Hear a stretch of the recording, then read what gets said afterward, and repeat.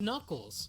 I just finished watching all 6 episodes, and I am here to say, oh man, it's not good. I respectfully disagree. He's Knuckles, the last echidna. He's got a powerful punch and a temper. He's Knuckles, the last echidna. And Wade. Hello everyone, Hayden here, and Knuckles the Echidna is one of the most beloved Sonic characters in the franchise, best known for being the muscle member of Team Sonic and the guardian of the Master Emerald. He's a cool character to play as in the games, and his voice actors over the years have never disappointed the community. And as of the time of this video's release, it has been 1 year since the Knuckles TV series, starring Idris Elba as our Raging Red Boy, was released on Paramount+. And its reception from the Sonic community at the time of its release was surprisingly very negative. I honestly don't get why the show was hated so much by the fans. I watched all 6 episodes the day it was released, and I had a really fun time with it. And to be 1000% honest with you all, I was a little offended by the backlash the show received from the fans. Now that it's been out for a year, I thought I'd go through my view of Knuckles and why the show is amazing and not quote-unquote an embarrassment to the Sonic brand. So look out, Sam, Fidel, Connor, and all the other Knuckles show haters. I love and support all of you, but I saw your guys' reviews on Knuckles last year, and I have some things to say. With that said, be sure to subscribe, tap that notification bell, leave a like if you enjoy, and let's start with episode 1, The Warrior. Many people say this is the best episode of the series, but I think it's for the wrong reasons. Sure, we all love to see Sonic and Tails alongside Knuckles, and we like to see cool action scenes where Knuckles is beating the crap out of Kid Cudi, but we still have to appreciate all of the other SCU elements in the episode as well. Let's first talk about the plot. Knuckles is having a hard time adapting to his new life on Earth after the events of Sonic 2, and it even goes to the extent of Maddie grounding him after he took Sonic's homie advice way too literally. Sonic tells Knuckles that he can use his grounding as an opportunity to relax and take a break from his normal warrioring routine, but Knuckles says that Sonic couldn't possibly understand his predicament. He ends up calling out to the Echidna Elders for help, and Chief Pachacamac from Sonic Adventure 1 shows up. When Knuckles asks the Chief what his purpose is now that he's found the Master Emerald, he tells him that he can pass the teachings of the Echidna Warrior down to a new generation by training an apprentice. And that apprentice happened to be Wade Whipple, Tom's partner cop in Green Hills and the deuteragonist of the show. While Knuckles was getting grounded, Wade got kicked off his bowling team after he was messed up by the insults of 8-year-old Susie. He was practicing for the upcoming Tournament of Champions in Reno, Nevada, but now he's lost since he believed what his former friend and teammate Jack Sinclair told him. He's not a warrior. Then Knuckles shows up and offers to train Wade in the ways of the Echidna Warrior to help him win the tournament in Reno, and Wade accepts, thus setting up the journey. Meanwhile, Gunn is watching from their headquarters in London as 2 of the agents named Mason and Willoughby banish another agent to the Mushroom Planet. They then contact the main villain of the show, the Buyer, who has been collecting Knuckles' quills all over the world and going to pay the agents if they bring him the Echidna. Meanwhile, Knuckles and Wade arrive at a bowling alley so Wade can show Knuckles his battleground, as that is the first step to becoming a warrior, at least according to the Echidna rulebook. Wade then gives us some of his backstory by revealing that the reason he loves bowling so much is because of his dad, who abandoned him at a TJ Maxx. Many fans were laughing at this because they thought it was a shocker to give a backstory like that to Wade, and I strongly disagree with that reaction. I felt bad for Wade because I really like him as a character, and I didn't take this shocking backstory as a joke. Yes, Fidel, I'm looking at you. Anyways, the Gun agents show up through a ring and begin to fight Knuckles while Wade ducks behind a bowling ball dispenser. In the end, Knuckles is captured and Wade comes up with an incredibly dumb idea to rescue him after seeing that Mason dropped his quill-powered gauntlets on the floor during the fight, thus concluding episode 1. Me and many other fans think this was a great start to the series. Great action, fun comedy, the Sonic characters are amazing, and the humans are awesome as always, especially Wade and Maddie. This leads us into episode 2, Don't Ever Say I Wasn't There For You. The agents arrive at the rendezvous point where they plan to hand Knuckles over to the Buyer. A fun touch is that their meetup place is called Ice Cap Ski Resort, a clear reference to Ice Cap Zone from Sonic 3 and Knuckles and SA1. Wade follows behind them and carries out a rescue plan that's all in his imagination, but still very fun to watch. Also, that hug at the end of the vision between Knuckles and Wade is very heartwarming, don't you think?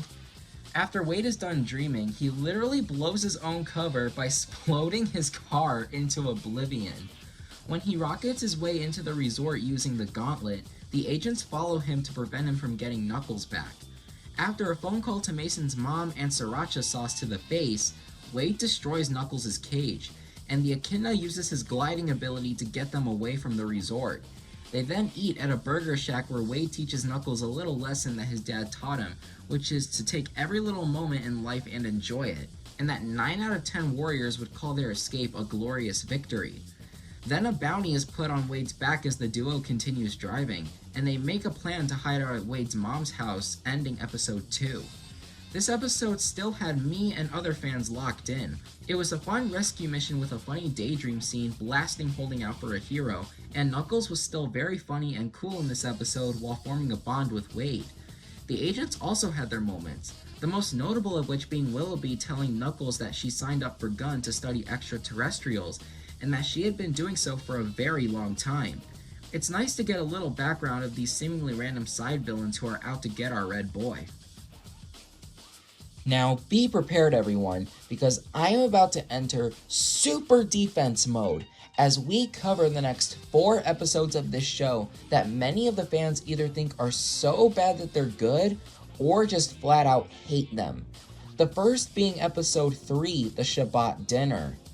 This is the episode where we're introduced to Wade's family, his mom, Wendy Whipple, and his sister, Wanda Whipple. We see that the Whipple clan has had a rough past, mainly Wanda torturing Wade every year at the Shabbat Dinner, which we get to in the next scene. This is the part of the show where Sonic fans got really pissed off, and I fail to see why. It's a scene with a family having a traditional dinner that goes wrong eventually, and Knuckles is there as a special guest. People say they hate this scene because of Wade and Wanda's rivalry and the Jewish jokes that are made at the table. I just want to say that the comedy in this whole scene is unironically pretty funny, because it's a perfect portrayal of a comedic sibling rivalry while also keeping Knuckles in character.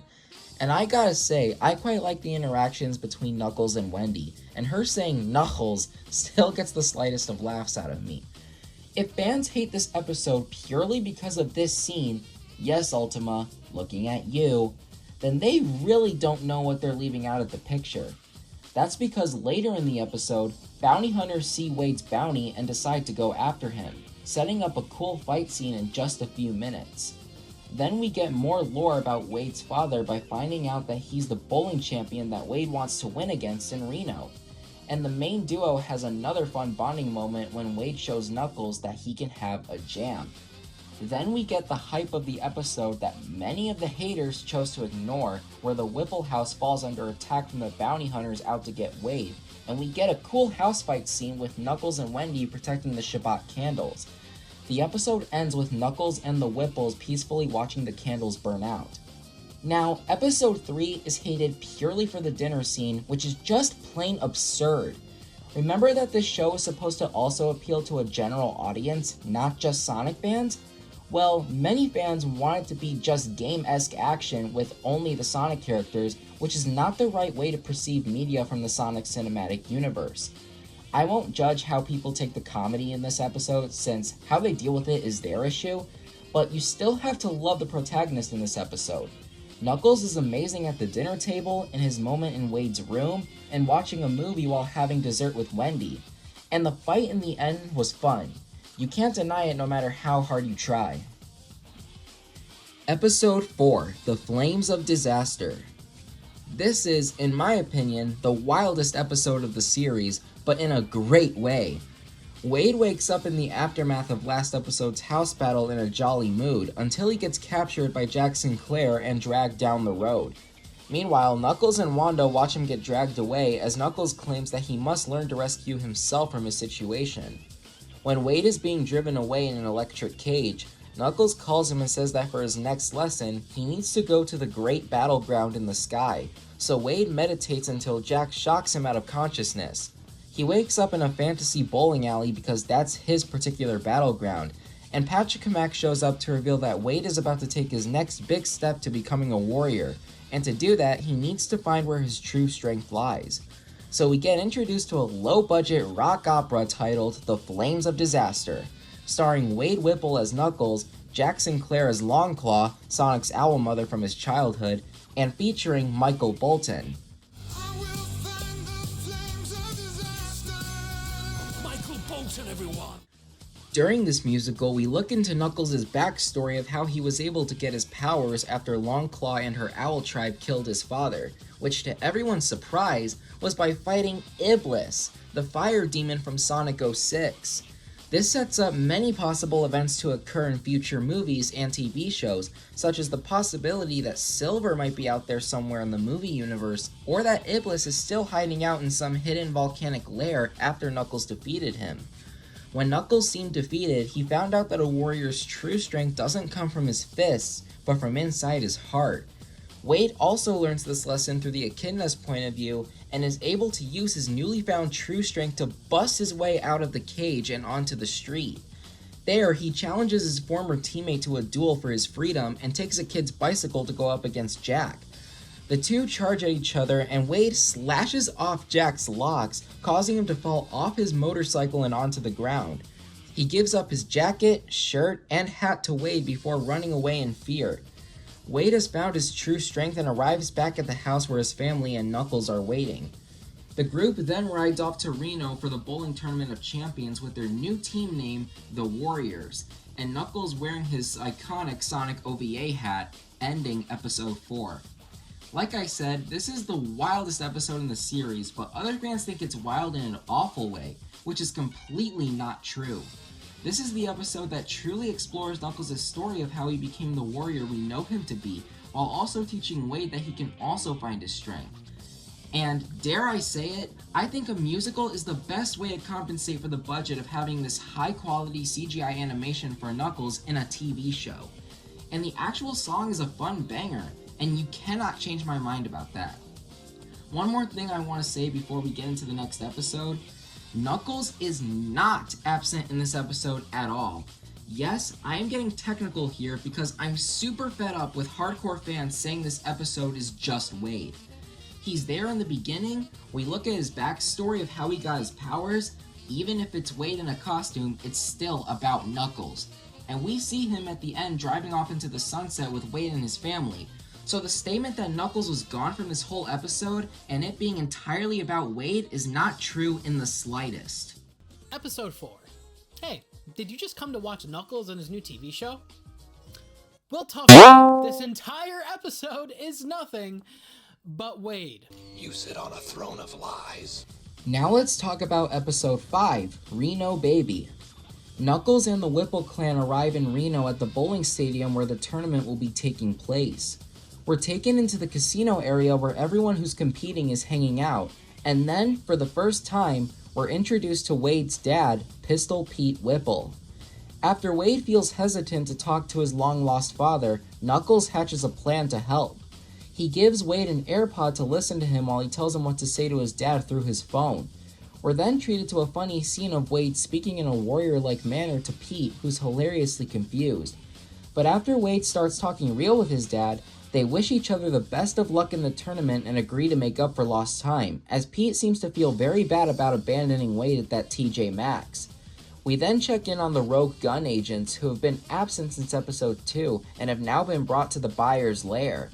Agent Willoughby goes deeper into her backstory about how she dedicated her life to studying alien creatures, and felt extremely betrayed after Gunn allowed Sonic and his friends to remain on Earth after the events that went down in the first 2 movies. The buyer gives the agents one last chance to bring them Knuckles, or else their lives are forfeit. And after that, the Bowling Tournament of Champions, brought to us by ESPN 8, officially begins. We get a montage of the different bowling teams winning and losing as time goes by. Fans believe this scene is horrible because it's quote-unquote too long, but they really need to learn how to find the appeal in a game like bowling because, like Wade mentioned in the first episode, it's a beautiful game. After Wade and Pete make it to the finals, they hang out at a bar where Wendy oversees them having a great time with each other. And later, while Wade's hanging out with Knuckles in his room, Wendy comes to give him his bowling ball, but primarily to warn him about Pete.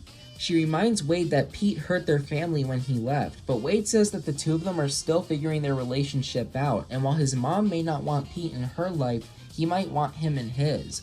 I'll cover the fanbase's perspective of this whole scene later, but Wade arrives in his dad's penthouse where the plot twist of the episode happens. Pete made a deal with the agents to capture Wade's mom and sister, and they threatened to kill them unless Wade quietly brings them Knuckles. Wade feels even more betrayed than when Pete first abandoned him, but he's forced to cave in to the agents' demands. He goes to his room with his phone on speaker so that the agents can hear every word he says, and he gets Knuckles to go up to the penthouse, which the Echidna does while rocking his OVA hat. After the elevator closes, Wade remorsefully tells the agents that Knuckles is heading their way, ending episode 5. Now, the thing with this episode is that the fans hate how quote-unquote little of Knuckles there was in it, which is not true in a general sense. Knuckles had great moments in the first 8 minutes of the episode, and we get the motives of the agents in the Buyer's Lair, specifically Willoughby, which is to protect the planet from extraterrestrial threats, which is exactly what they see Sonic, Tails, and Knuckles as.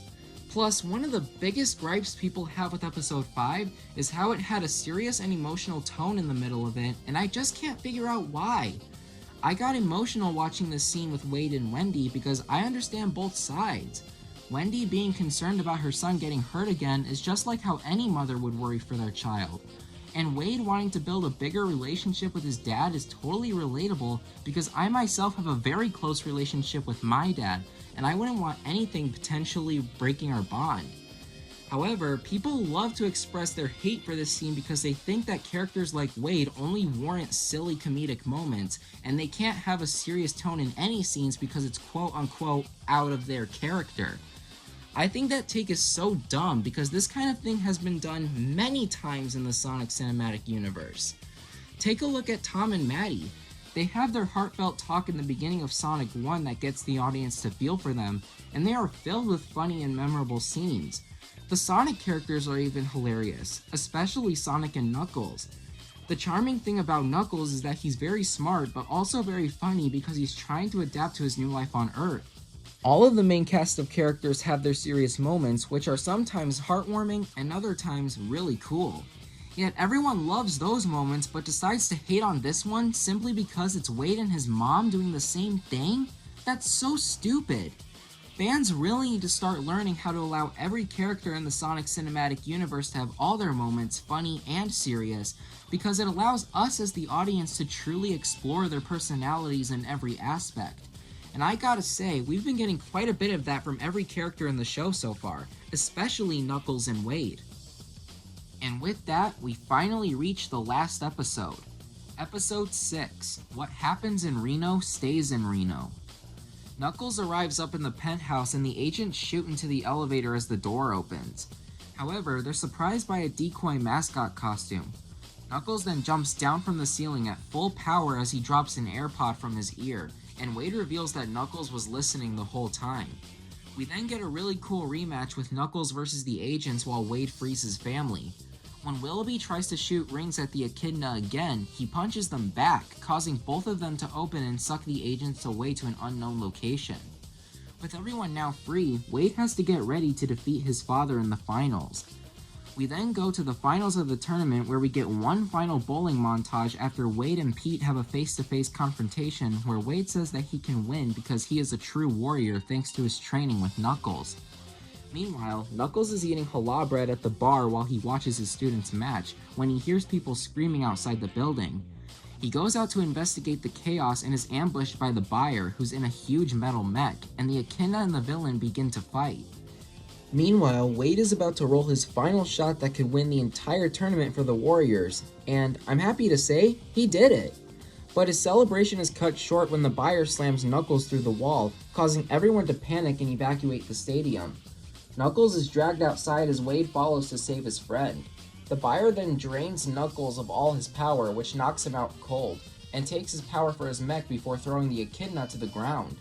Wade then challenges the buyer as Wanda and Wendy show up with the Quill-powered gauntlets and a cart of bowling balls. Wade then prepares for his final showdown. He throws the bowling balls at the buyer while giving Knuckles a heartfelt speech about how he made him into a true warrior, and that he has a bigger heart than anyone he's met before. The last thing Wade tells Knuckles is that he fights to honor his family, protect his friends, and now he has something new to fight for: a home. During that speech, we're taken to all the best moments from the show of Wade and Knuckles bonding and seeing how both of them grew in terms of their character. Fans see the scene as just a copy-pasted version of the final fight from Sonic Movie 1, but I actually think it's better and more hype, because unlike Tom, Wade is actually taking part in this fight along with Knuckles by attacking the buyer, and the music in the scene is quite endearing, especially when we're taken through the montage of the previous episodes. We didn't get that in Sonic Movie 1, now did we? Wade eventually runs out of bowling balls and seems defenseless as the buyer attacks, but Knuckles wakes up and jumps in to save him. He claims that Earth is his home and takes all of his power back from the buyer's mech. He then unleashes his true power in the form of... The flames of disaster! And he and Wade work together to defeat the buyer in an epic final battle. After that, the ESPN 8 announcers discussed that there was an incident like this before in the 1974 tournament where an extraterrestrial visited, but he wasn't Red. This is a clear nod to Shadow 50 years ago and how he was going to be in the, at the time, upcoming Sonic Movie 3. Pete then tries to steal Wade's trophy, but Wendy punches him out cold, and her son gets his well-deserved trophy. And with that, Knuckles and Wade high-five to celebrate their victory, and the credits roll. In the mid-credits scene, the duo is on their way back to Green Hills, and Wade plays The Warrior by Patti Smith, which Knuckles claims, This is my jam! And that's the end of the Knuckles series. I've said it before and I'll say it again. This show is great and does not deserve the hate it's gotten. Now that I've officially covered all 6 episodes, let's talk about the overall issues people have with this show and why they're actually pros and not cons. To start with the obvious, the characters. Fans say that this show is hardly about Knuckles and that Wade completely steals the spotlight. The most not spoiler-free thing you could say is that it's a show about Wade and Knuckles is in it. Which is a take that could not be farther from the truth. The show is about Knuckles trying to find his true purpose on Earth, which, as we saw in the first episode, is by training Wade in the ways of the Echidna Warrior. Throughout the show, we see Knuckles evolve in his character as he learns more of Earth's customs while still being true to his warrior nature. And he does a very great job training Wade by telling him to know his battleground, giving him his backstory through a fun musical in the Great Battleground in the Sky, and defending him and his family in very awesome fight scenes. Even the villains express their motives to want to catch Knuckles, so you can't say that those scenes also take away from focusing on the titular character. I've already discussed Wade's family in depth in their respective episodes, but I still want everyone to know that they are not bad characters. I think people find Wanda annoying because of how they accurately have her and Wade portray a classic sibling rivalry where the brother and sister hate each other. And then Wendy is the mother who always jumps in to end everything by threatening to use Krav Maga. That's actually the reason why I unironically think the dinner scene is pretty funny. Each character has their role to play in the series, and fans seem to be way too set on wanting only the Sonic characters with almost no room for the humans. This has been the case in Sonic Movie 2 with the wedding scene, and I've grown tired of that. Next up, the music. This is probably one of the hottest takes in this video, but I liked all the licensed music we got in this show. It led me to liking many songs that I've hardly heard before, like The Warrior, All the Small Things, and Send Me an Angel. But the hardcore Sonic fans just want the SCU to be packed to the brim with music from the games. That's something we need to talk about.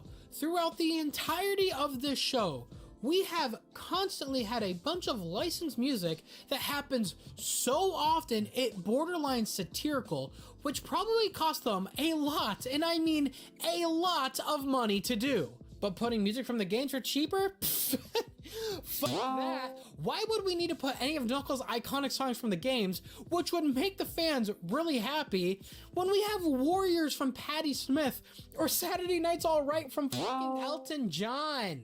Honestly, I think fans are flat out forgetting that this movie universe is supposed to also appeal to the general audience. Sure, they want Sonic fans to have a blast with the blue blur being adapted for movies and TV shows, but they also want people who aren't so crazy about Sonic to also have a good time. If this show was just playing Unknown from Me or Pumpkin Hill all the time, nobody who isn't a Sonic fan would know what they're listening to. But bringing classics from the 80s and 90s is a great way to have people from the general audience engaged. When I watched the show with my mom, who isn't that big of a Sonic fan, she was jamming to when Holding Out for a Hero was playing during Wade's vision of his plan. Besides, there's no context in the cinematic universe for Knuckles' songs from the games to be used. You know me, the fighting freak Knuckles, and we're at Pumpkin Hill. You ready? Clearly the general audience isn't ready because the context of being in Pumpkin Hill is just lost in this universe, so it makes sense as to why they would put the licensed songs in there instead. Also, the original tracks that were composed by Tom Howe are very good, especially the song during Wade's speech. Fans have to look at the show's music from a general standpoint and not be so hardcore with the songs they want to hear. One more thing I want to say about the music is the credits song of episode 2, Frickin' Human Race, which you heard in the opening of this video. To everyone out there who thinks this, no, this song was not written using AI. There's literally no way for you to prove that AI wrote the lyrics, while there is proof that it was written by real people. Look at the official Sonic Wiki. Do you see the word AI in here? I sure don't. I just see 4 names of real people, and one of them is the performer of the song. So you people who say AI wrote Frickin' Human Race have not one clue what you're talking about. And that brings me to my final issue with the hate over the Knuckles show. How hardcore fans are way too harsh with their critiques. I was being honest earlier when I said I was offended by the heavy backlash that Sonic fans put towards the show. And seeing the Sonic tubers that I love to watch do the same thing was just not fun for me, and the same goes for other people in the community who love the show. To make this video, I had to watch many reviews of other Sonic tubers, and I did not have a good time with it. Here's some pictures I took of myself watching the reviews. No joke, this was literally how I felt when I took these photos, because I was fed up with watching the negative words about Knuckles. The hardcore fans are always wanting the movies and shows to be exactly like the games they love to play, and when they feel like they don't get what they want, they start rioting and slam the companies with harsh critiques that scare them into going to other extremes. Take Sonic movies 2 and 3 for example. This is not my opinion, but almost every other fan thought the wedding scene was too long and slowed down the pacing of the movie, and they were extremely vocal about it. This ended up making Paramount so scared of messing up that they cut down the runtime for movie 3, and now fans think that the pacing in many scenes was too fast, and they wish it would have been longer. Fans really need to chill and embrace what they get out of this movie franchise, but many don't seem to get that memo. When I watched Sam Procrastinates' review of Knuckles, he was trashing almost everything about the show that wasn't Knuckles, and sarcastically mimicking a fake version of Paramount that apparently says this. We'll continue to do stuff like this. We'll continue to lower the bar and ruin all the positive momentum these movies gave us. I was the 93rd dislike on that video, and I left a long comment where I said, quote, "I won't stop saying this. Sonic fans were way too mean to this show, Sam included. I loved the show a lot, yes, even the Shabbat dinner, because the plot of Knuckles finding his purpose on Earth while training Wade to be a warrior was very fun to follow in my opinion. I'm a huge Sonic fan myself, but that doesn't mean that I hate when the human characters are given character arcs too. Yet sometimes I feel that this review and many others were made purely to rain on the parade of those of us who enjoyed the show. The Wade show? Wade and Knuckles? To heck with that. This is the Knuckles show. I really think Sonic fans ought to step back from wanting game-esque action 99.9% of the time, and just sit back, relax, and enjoy what they get from the Sonic cinematic universe. Not to say the action scenes aren't extremely cool, because they are, but the producers are putting those scenes in when they are warranted, which is the right idea when it comes to balancing the Sonic characters and the human characters. Me and many other people love Knuckles, and this is my opinion on how hardcore Sonic fans view it. Hashtag justice for Knuckles. And I stand by every single word I said in that comment, because shows like these are meant to be charming and fun, and hardcore fans like Sam, Connor, Fidel, and others expect way too much out of them. Sure, we all love to see the Sonic characters go all out with their abilities, but we also have to think about balance and who the cinematic universe is made for. In fact, Sam said in the comment section of his review that he removed the last part of his video where he got emotional about the online backlash he would receive for critiquing the show the way he did. And honestly, I'm really glad he did that, because it means that even though the clip was taken out of context, fans who loved Knuckles were expressing their objections with his review. I'm not hating on Sam or any of the other Sonic tubers I mentioned in this video, because I love and support them all, but I am tired of how harsh hardcore Sonic fans are when critiquing a product that they feel doesn't meet their expectations. I have no problem with people expressing their opinions on Sonic media, but I wish that if they don't like something, they'd be clear but more neutral with their critiques. So now I can express my final thoughts on the Knuckles TV series. I think this show is really fun and great. I love the plotline of Knuckles finding his true purpose on Earth, and his dynamic with Wade was very charming. Now you all know my view of this series and why I believe that even 1 year after its release, even with how amazing Sonic 3 is, it should not be neglected by the community. If this show hadn't come out, we wouldn't have known why Knuckles had fiery fists in Sonic 3 or why Wade had the Master Emerald. This show is a fun adventure that plays well into the story of the Sonic Cinematic Universe, and look at these reviews. It has a 75% on Rotten Tomatoes, and before its release, it was 88%. Knuckles was a huge success that surpassed the first two Sonic movies in the critics department, and was even nominated at the Game Awards 2024 for Best Adaptation. This was a charming adventure that we went on after Sonic 2 while waiting for Sonic 3. I can't say anything bad about this series. I love Knuckles as a character, and this show portrayed him very well. Jeff Fowler has announced that he wants to do more shows and spin-off movies like this for Sonic, and I'm very excited to see what Paramount cooks up in the future. If you're one of the people who love the Knuckles show like me, or if you didn't like it, then leave a comment of your opinions down below. Once again, leave a like if you enjoyed my review of Knuckles, subscribe, don't forget to join my Discord server, the Segatendo HQ, and that's all I have for now. Until next time everyone, may the Force be with you. Nothing can stop Team Knuckles.